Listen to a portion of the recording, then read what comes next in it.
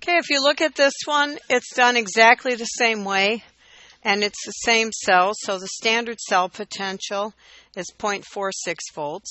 We know that E cell, which was 0.57 volts, is equal to the E0, 0.46 volts minus 0.0592 over the number of moles of electrons, which is 2 times the log of Q.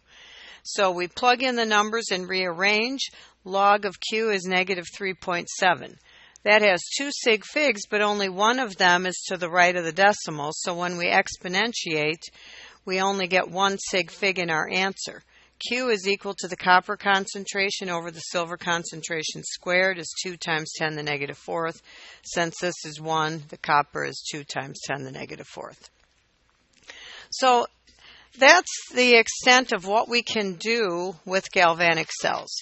And a lot of times my students will say, well, what good is this, or what does it have to do with everyday life? Well, galvanic cells make batteries. So if you think about this in your everyday life, I know that you can't live without batteries in a way that I never used batteries at that age. Now I do use them more.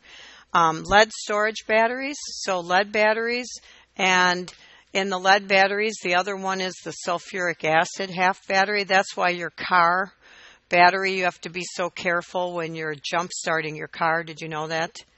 That if you're careless when you're jump starting a car and you cross the terminals, it can short out the battery and make it blow up, and there's sulfuric acid in your car battery.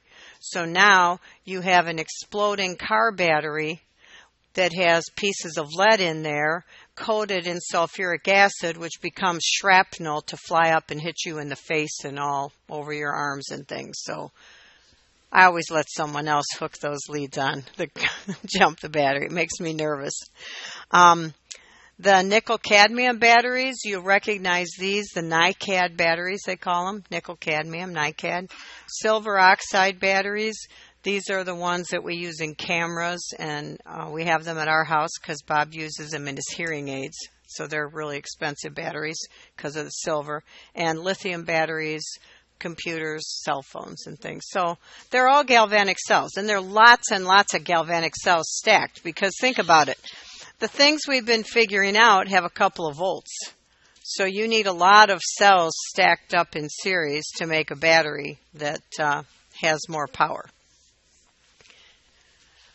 All right, the last thing we're going to talk about then is electrolysis and electrochemical cells instead of galvanic cells. And electrolysis is what we're talking about in chemistry when we have a chemical reaction occurring when electricity is passed through a solution. So the electricity makes the chemistry happen.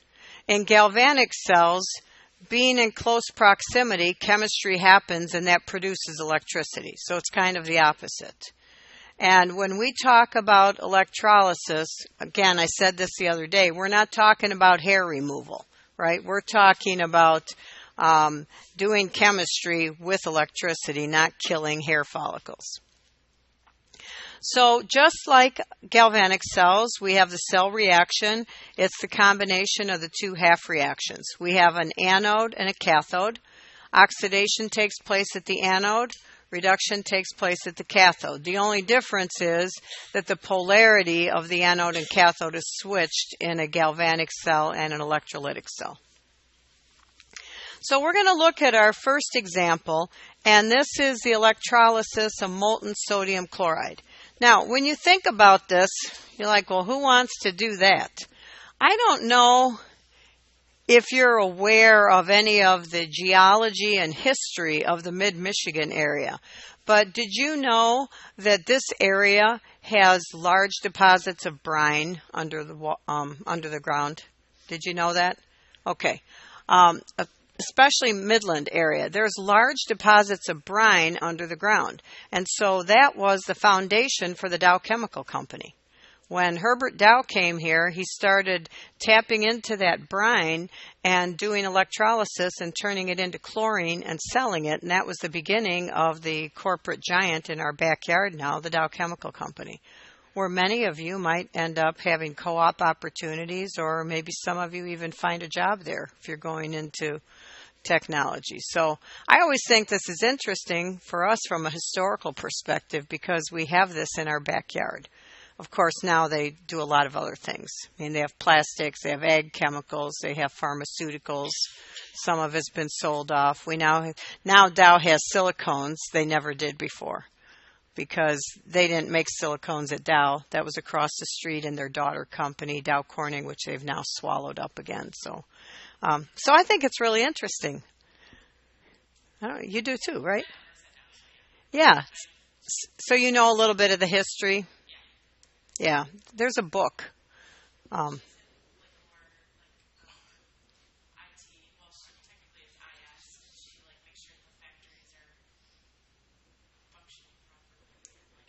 Quality control, record keeping things. Yeah. So I think this is quite interesting.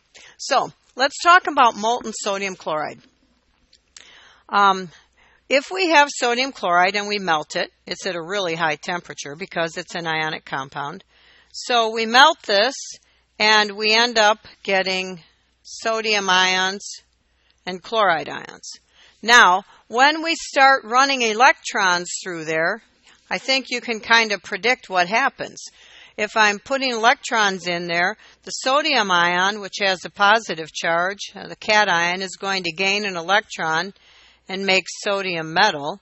So since it's gaining an electron, it's reduced, and this is taking place at the cathode.